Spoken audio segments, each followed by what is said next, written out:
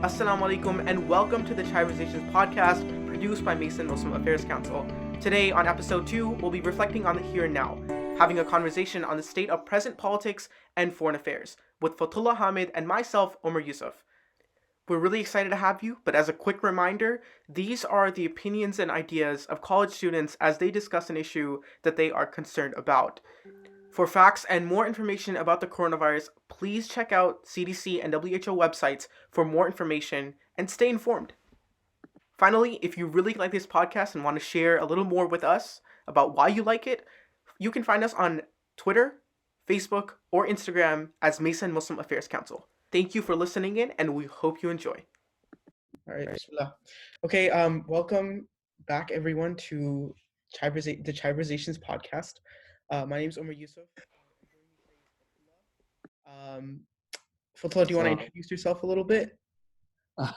Not much of an introduction that I have, but I'm a senior at George Mason University, studying business and IT.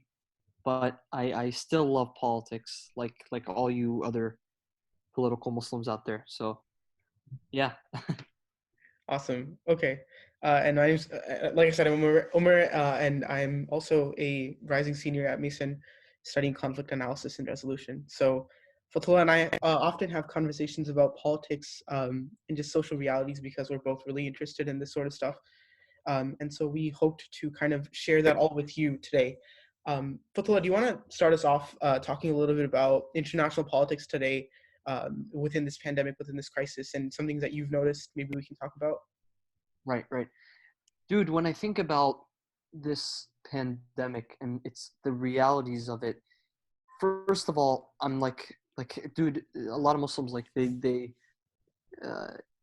feel with me on this is that, man, we are so blessed to be in America versus some other places in the world right now, because I mean, maybe we're not doing the best job at quarantine, but man, it's hitting some places really hard. You know what I'm saying? And it just makes you think, like even world leaders, dude, world leaders aren't taking this thing seriously. Boris Johnson of Great Britain basically didn't take this thing seriously at all. And he was on the record in a video saying he was shaking hands in the hospital. A week and a half, 2 weeks later, the dude was in ICU, recovering from suffering from COVID-19. Then, you have reports of the North Korean leader either being dead or near death, basically. But then on the flip side, you have like the U.S. We're all over the place. You know what I'm saying? Like we have senators advocating, opening up the country soon. You have the president who, is flippy floppy with, what he thinks to be the right thing to do. People are even looking to, previous presidents who they aligned themselves with, hoping for some kind of, answer, and they're not even getting it from them. I think what hurt a lot of the Bernie people is that, to a lot of people who supported Bernie, it's like he's basically leaving his supporters at the time where they needed like some kind of leader to unite them. Because I saw a poll the other day where Joe Biden is actually beating Trump but really closely. But like it's like I'm not hearing anything from Biden. You know what I'm saying? I'm not hearing anything from. I'm just hearing from senators here and there. So it's definitely a very interesting time.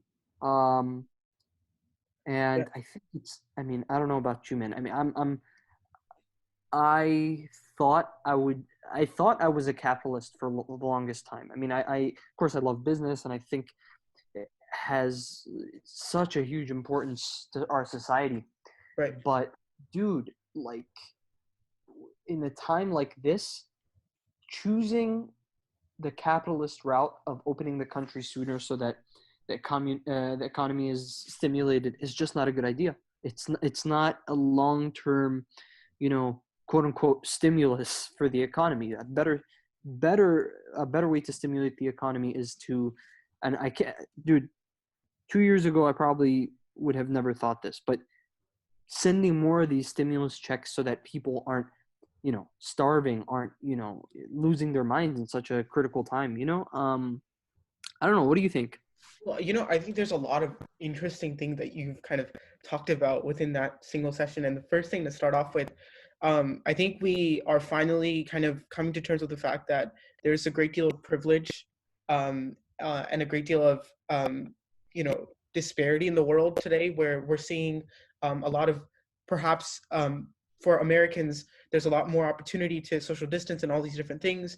And then there's also challenges, of course, healthcare workers and all of that. There's a great deal of challenge that they're facing in the United States. But then in other places of the world, there is a disparity, and there are challenges that come with dense populations, and misinformation from governments across the world. Perhaps even the United States is somewhat in trouble for that. But I think there's a lot to say about where we are and what privilege we have to recognize we have as Muslim Americans living in the United States today. So that's the first thing. I think the other thing that you've talked about is just like kind of interesting positioning that various political leaders have taken. It's Yeah. really interesting to see that there are political leaders that have stood on various different sides of this um, perspective, and when it hits them, when it affects them or a close family member, that really takes a toll and it affects the way that they perceive the politic and all of that involved. And so it's really interesting how the international kind of field has really changed, and we're seeing a lot more connection between ourselves and the international world, but also there's a great deal of distance, and we can get more into that. But going back to your point about, I think, talking about, domestic politics and how the campaign has unfolded as a result of all these different things, it is really Yeah. interesting to see that now it's really challenging to see a central individual or leader who we can, look to or find guidance in. That can be challenging during a time like this, and especially considering that there have been people who've dropped out, Bernie being one of them. And then there's also, of course, yeah, you definitely see this change in the way that we're talking about medical needs and healthcare and all those different things. But then there's also a great deal of really reluctance, I feel, for certain, like especially considering the DNC and Joe Biden right now, to talk about these things openly, and to be reflective about their own policies based on what they're seeing as a result of the virus. So even today, I was looking at a recent kind of speech given by Bernie in support of Biden's healthcare plan, and he was kind of saying that we aren't going to see a single payer healthcare system from Biden, but what we can see is better opportunities and better solutions for certain populations within the United States affected by coronavirus and other um, viruses and pandemics that and crises that and healthcare crises that have been affecting a lot of different populations, not now but even before this crisis, even before 2008, for example. And so it's just really interesting how it seems that things have changed, and things have transformed, but then a lot of policies and a lot of politicians are still keeping the certain views that they've had, despite the fact that there's been tremendous change. And like you said, yeah, capitalism, this age-old debate about, okay, are we trying to be a more social, democratic nation? Are we really caring about, or at least it's framed in this way of, okay, are we really caring about liberty and individual freedoms and capitalistic interests, and really ensuring that there's a free market? Like those type of age-old debates and their framings have come back in a really interesting and dynamic way, and perhaps he never left the political field. And so, yeah, I think it is a time where we're not just thinking about politics and the political sides that we take, but also the social underpinnings and ideas that really inform our world. Because I don't think a lot of us would agree that I, as a person, do not have a responsibility now to my neighbor and to everyone Yeah. around me to ensure that I'm, being as socially responsible as possible, so that they can also have access to the same opportunities that I can, namely social distancing. I mean, this is really a collective kind of approach, All um, right. so it's interesting. And Omar, like one thing that I've also realized is like I don't want to dig too deep onto the local level, but I mean like this whole COVID situation is changing the world in some ways better, for the better. I think like I'm like, for example, I've picked up some habits here and there that I think I will keep, granted that things quote unquote go back to normal, or I guess like, you know what I'm saying, right? Like just being more engaged in my local community, neighbors, like, dude, walks, biking, like these kinds of things that it's like, I guess, you really need to, something drastic had to happen for me to just, take advantage of these like little, gems, and also just being more self-aware, you Yeah. know what I'm saying? Like the other day I was just, taking in groceries, and I was like, man, like as I take in these groceries, somebody, like it made me think that like I'm sure there's some, stuff that I could be doing so that other people can have groceries. You know what I'm saying? Like, so it's like, I'm like, okay, I think in an effort to do our part, and I guess like adhering to, helping our communities, like this is where we lend out hands. You know what I'm saying? Especially when the government isn't doing it. You know what I mean? Right. Like in Canada, I think they're giving like $2,000 a month to anybody that lost their job, which is, like again, a few years ago I probably would have been totally against that, but man, this situation is just so unprecedented that it's like we need something like that. You know what I mean? Like Mhm. like like there are the reality that people were paycheck to paycheck and now not getting any of those paychecks. Like I saw young homeless people more recently, and it's just like it makes you think like these people would not have been homeless had this situation not came in the way it did, and it so I think again, the world dynamic, hopefully kind of like one in terms of being, I think we should all become germaphobes from this. You know what I'm saying? Yeah. Like it sucks, but it's the reality of it. Like we have to be more mindful of what what hands we're shaking. You know what I'm saying? Or like what, how close we're getting to people. Like I saw a buddy of mine at the store the other day, and I was like telling him, I was like, dude, like, look, you're a good friend of mine, but we need to stay far from each other. It's like for the first time ever, I was like, and I mean, the dude wasn't sick. None, thank God, none of his Mhm. family got sick. But it's like the that is a reality that even after COVID, it's like you just don't know what someone's carrying with them. You know what I'm saying? Right. And It's I think weird. it also reminds us to be cognizant and aware of that, not just for ourselves, but also for our families and the communities that we live in. We have to be really careful about who we're shaking hands with, like you said, and washing our hands and stuff like that. Not just because Yeah, we could get sick or we could, have a negative impact from that, but also because we need to take care of our neighbors and our family members, and they also can have effects from this, and we don't want that necessarily. So I think like you said, it's really changing the way that we frame our effect on the world. I think, yeah, and what the world is to us as well. right, right. Yeah, dude. I mean, like, subhanAllah, like, it's just so interesting. I think, like, how, like, when I think back, like, I think everybody, you know how there's always those situations where it's like, we all know where we were when XYZ happened. Right. Like, like for us as students at Mason, we literally went on spring break. Man, like, man, like I went on spring break thinking, man, this break can't, like, is gonna pass by so fast. It's ridiculous. Right. And then like at before the end of that week, they're like, okay, we're giving you guys an extra week. I'm like, oh wow, like I spoke too soon. You know what I mean? And then in the middle of that week, they're like, okay, guess what? We're not coming back to campus this year. And Right. then it's like, wow, like that. So it's like just like out of nowhere, everything just stopped right there.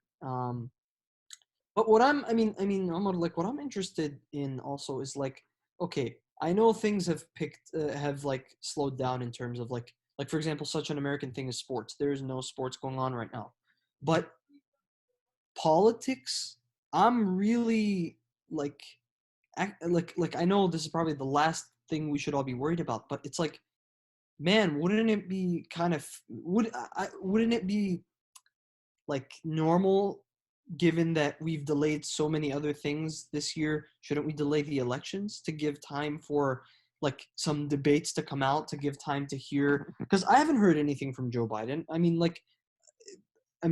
Trump has to say, I mean, Trump's still the president. He has to be talking and this and that. But it's like, it's weird, dude. Like, I feel like an ideal candidate who's trying to beat Trump would have been doing like, been more proactive in this time. You know what No, I'm saying? Like, putting himself out there. And I don't see that from Biden, which raises like my concerns as to like what's, is there gonna be a real competition for Trump? You know what I mean? it's a good question, and I think it's really interesting because um, a lot of the reports I've been reading are kind of, it feels like they're dancing around this issue where there is Yeah. some like footnote about, okay, maybe based on this there needs to be a little bit of change here and there to the election, but really a lot of the focus has been on is Biden still a good candidate?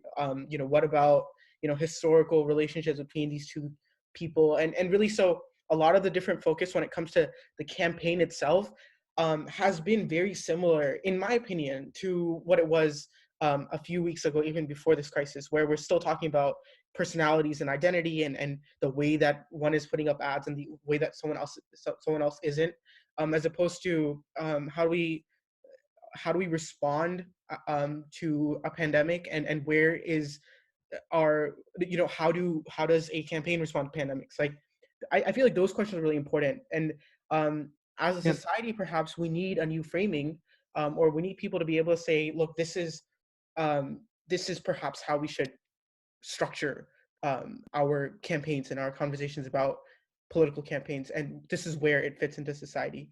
And not dictating that, but engaging in that conversation is really important, and I'm not seeing much of that at all.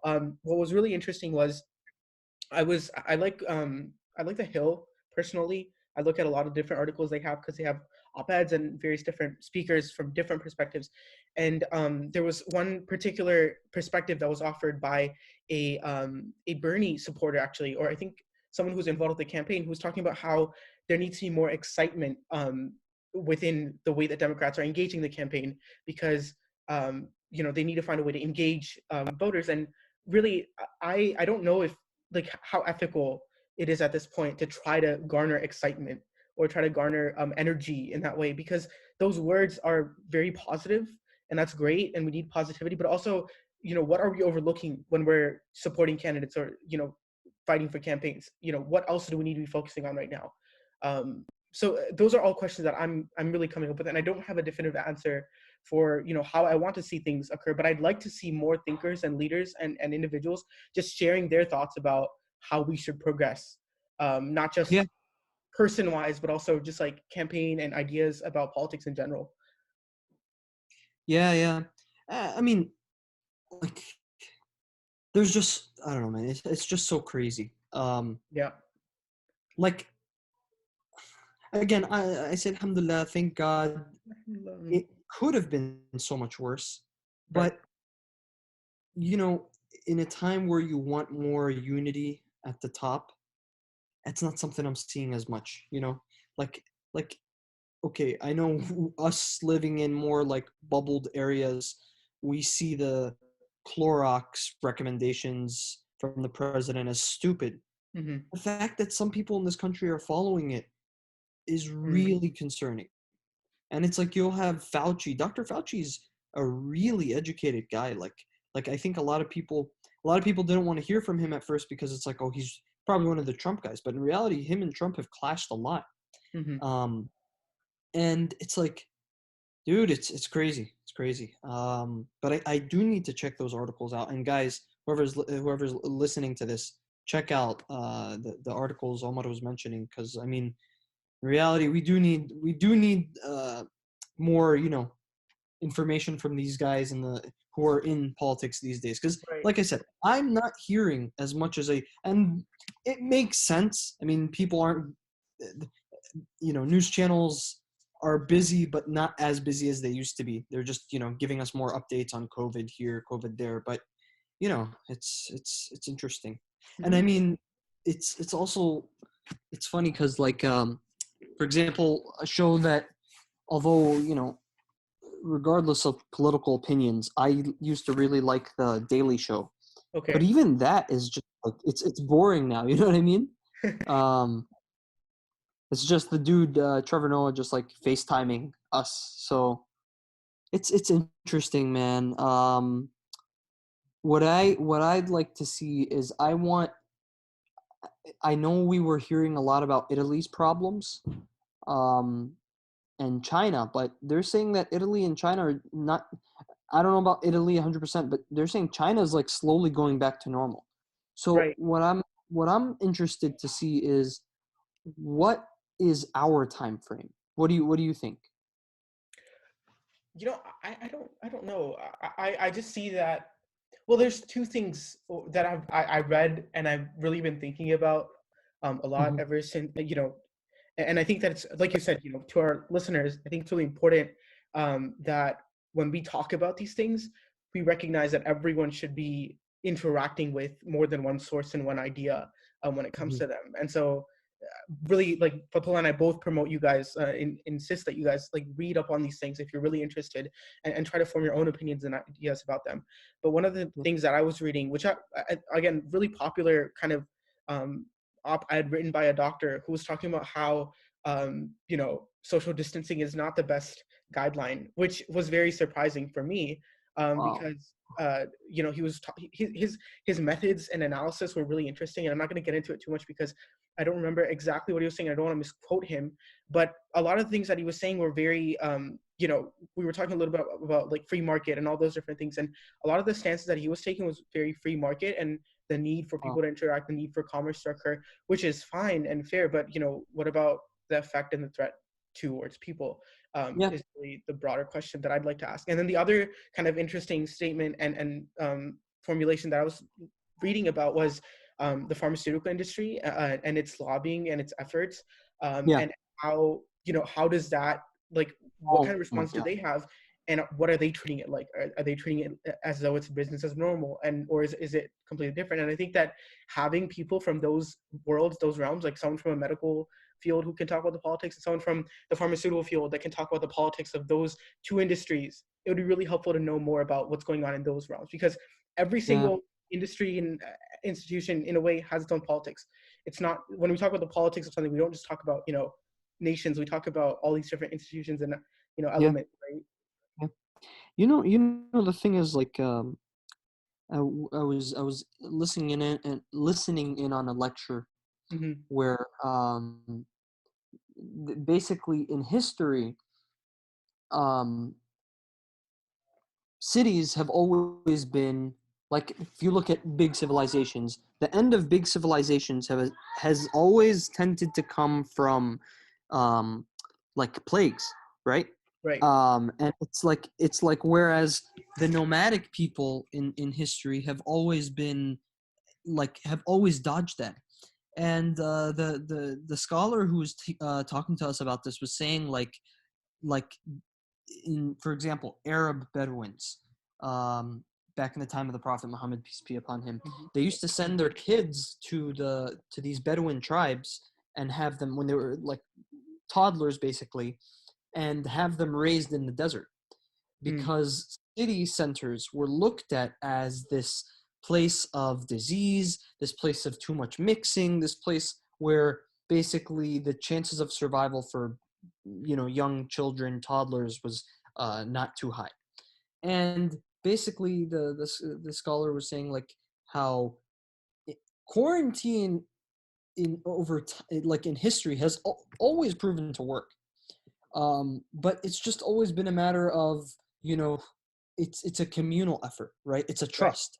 Like a bank, for example, is a trust technically. On a small level, I don't want to get off onto a tangent, but on a small Right. level, if Economics is a we're whole different, and like right, but in financial. general, like, if not, if you have a bank or like a credit union, Hmm. credit union needs to have all of its members on the same page, or it'll fall. That's the same thing in a community. In a community, if not everybody's adhering to the social distancing, if you know, if people aren't quarantining when they're supposed to be quarantining, it's a recipe for disaster. Right. I think you were saying 100 years ago with I forgot which flu, but when the flu Yeah. broke out in the States, they compared St. Louis and Philly. and they're saying Philly got hit so like horrifically, like people dying left and right, whereas St. Louis did not have that same issue, and it was the difference was quarantine, social distancing. So it's like again, history repeats itself, but it's sad that it does. Unfortunately, it's really sad that you have people like Mitch McConnell, you know, saying, you know, not being too fond of the idea of social distancing. Instead, as you were talking about earlier with that article, like they're talking about how mixing would probably be better for the long term. And I don't know. I don't know. It's Right. really really strange. It is, and really, the other thing, like what you touched on, another thing that when we're talking about social distancing, there's this concept within sociology that we're learning about right now, like anthropology, either one. I don't know exactly which one it would be relegated to, but there was this one writer who talked about how our modern kind of structure of society is based on development and underdevelopment. So we have a lot of rural underdevelopment where rural areas don't get that many resources. Unfortunately, throughout Yeah. the world and even in the United States, we see a lot of rural communities that suffer. And then a lot of urban areas, densely populated communities, they also have their challenges, but these are the communities where there is generally a better financial access. And even within urban areas now, we see a lot of disparity. So maybe that's not necessarily as applicable to the world and even to most cities, but it's true. Maybe there is some move now towards Yeah. understanding, how can we ensure that rural communities get access to needs and important healthcare facilities, but also how can we ensure that we're these social distancing guidelines or these concepts of social distancing can be more of a status quo in a way. So Right. I Right. think maybe there will be at least gradually perhaps some type of change and shift in the way that we think about rural and urban and suburban, right? Because these are really common terms, but really I feel like we don't really think about this when it's compared to our daily lives and healthcare and all these important topics that are coming up now. Yeah, So yeah. I yeah. mean, it's. I think it's also exposed the vulnerability for just work in general, right? Mhm. Like, I'm a big supporter of, in the past I was a little hesitant in supporting a universal healthcare, single payer system. Mhm. But dude, if you look, the difference between an American single payer system being successful and the successful single payer systems today is literally just, uh, in my opinion, lobbying, right? Um, if we had a single payer system that was perfect, it would be such that like there's no like it would basically destroy the pharmaceutical industry. They wouldn't have, they'd be more regulated and everything. um but on the flip side, you'd have more passionate people getting into healthcare. Right. um that's what I think. I don't But know. what's I interesting is that because I think when yeah. we look at these concepts, we see them as a very 2D, single dimensional, non Right. like immalleable concept. So with any type of healthcare system, a single payer healthcare system included, it doesn't necessarily need to be the same 1960s concept, for One example. size fits all. Yeah, yeah. So, It like, doesn't have. I think we need to be more, in a way that, in my opinion, I firmly believe that we need to be more fluid in the way that we think about things that we've historically assigned to a certain fear, right? Yeah, Like, there's, yeah, you know, especially like communism or socialism, like these are very interesting buzzwords, but really, what yeah, does that mean? A, B, how does that transform when we add intellectual ideas and society's thoughts and the common or this gradual focus of many academics and people, politicians as well, who want to change social structures in general. So like I think it's really interesting to think about it within that framework. sure, sure. And don't I like to keep this in mind. Yeah. The tax system in the United States right now um, works in favor of big healthcare and pharmaceutical companies. For Hmm. example, like the tax, for example, okay, yes, a doctor makes great salary, right?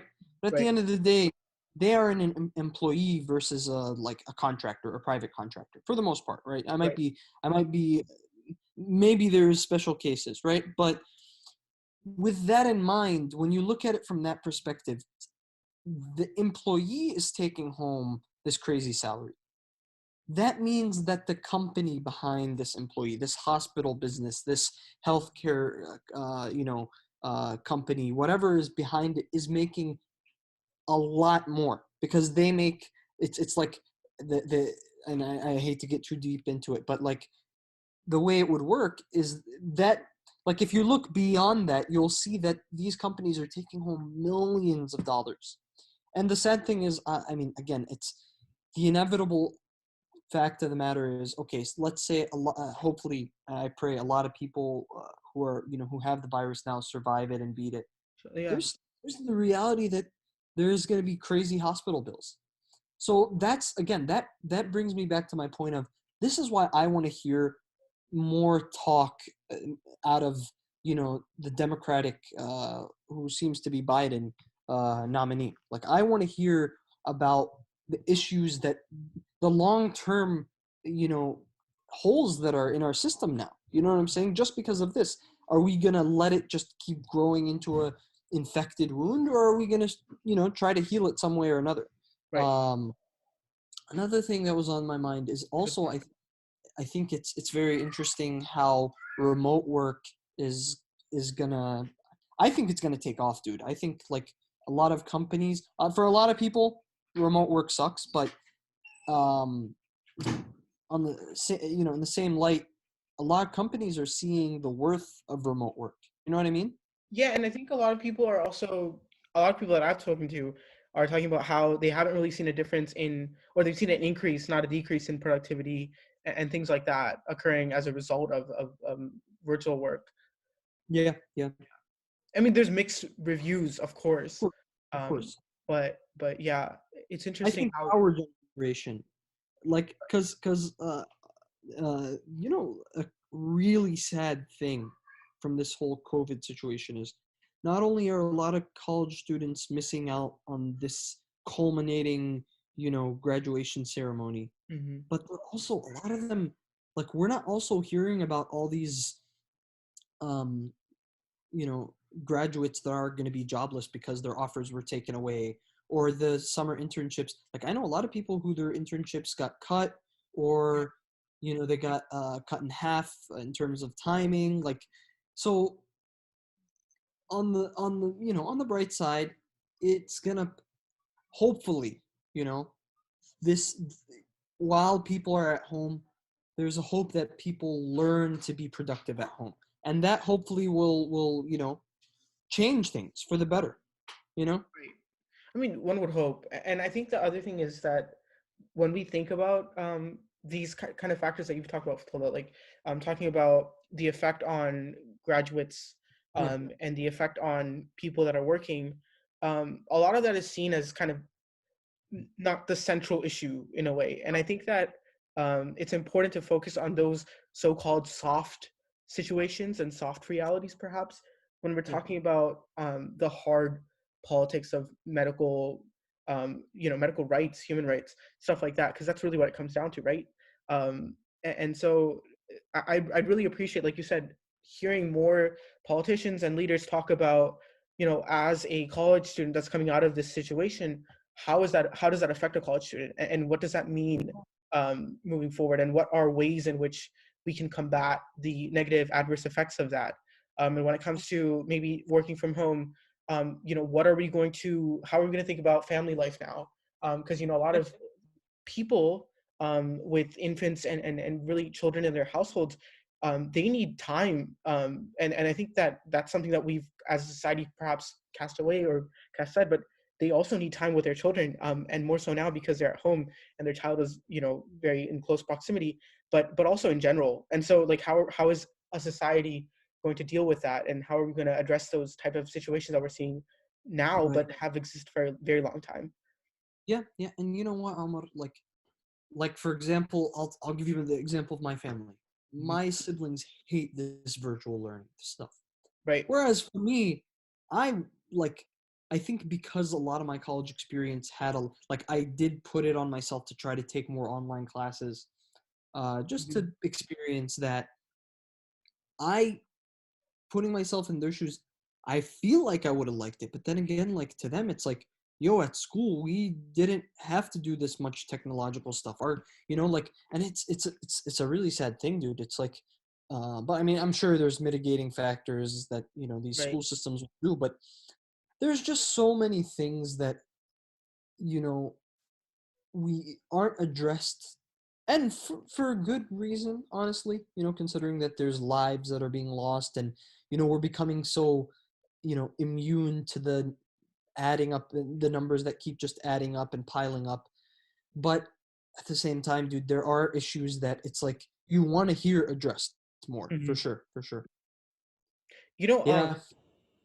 I really, I know that a lot of people, or students, for example, can Mhm. adapt to online learning. But one thing that I remember something my professor said, actually, like I think it was 2 weeks or 1 week before spring break, and then 1 week before all this all the lockdown and the school online school moves started. But he was like, what he said was, the reason that you're in this classroom is not because I'm a good speaker, it's because we can interact and have conversations about things that you're learning about.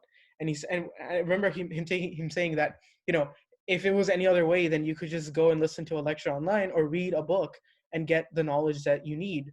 But really, this is about conversation. And so I really miss the classroom in that way. Because even with online collaboration, all these different things, there is a very special and unique way in which a college experience, walking to class, going to class, has an effect on a student. I don't know if that's particular to any specific like major or field, but I really think that one thing that perhaps maybe we won't take for granted anymore, inshallah, is the ability that a classroom can have and what engaging in a classroom could really mean for a student. Maybe I will certainly, inshallah, take it on as a responsibility to be more engaged in a classroom as a result, right? Like not taking that for granted. Um, but it's difficult now in the online kind of discussion board slash having discussion breakout realm to actually be engaged and be involved to the level that one would like to, you know. So Mhm, mhm. Yeah. um Man, there's just so much, there is. and like I was just I this actually just came to my mind. I've been getting messages on LinkedIn also, from people asking about, hey, like, what are you doing to keep an internship these days? And I just think, like, I'm just so blessed, alhamdulillah, like that I got honestly really lucky with my situation, but a lot of people are having their prestigious internships canceled, and it just makes you think, like, you know we need this is a time for us all to kind of like come together and see how can us who maybe be a little more privileged during this time recontribute uh back to society, you Absolutely. know No, it's yeah. true. I mean, um, yeah, it's funny. Like some of us, alhamdulillah, we have the opportunity to get compensation for the time that we're being forced to leave. Others I know are not able to have that same privilege, and this also has an effect on the applications and the application processes for a bunch of scholarships. And yeah, you're right, internships as well. And so you're right. I mean, even within our own community, there's a lot of us that are far more blessed and privileged, or privileged. And we need to help out and really engage our own peers and really make sure that they are also not suffering from this. Yeah. Yeah. Yeah, man.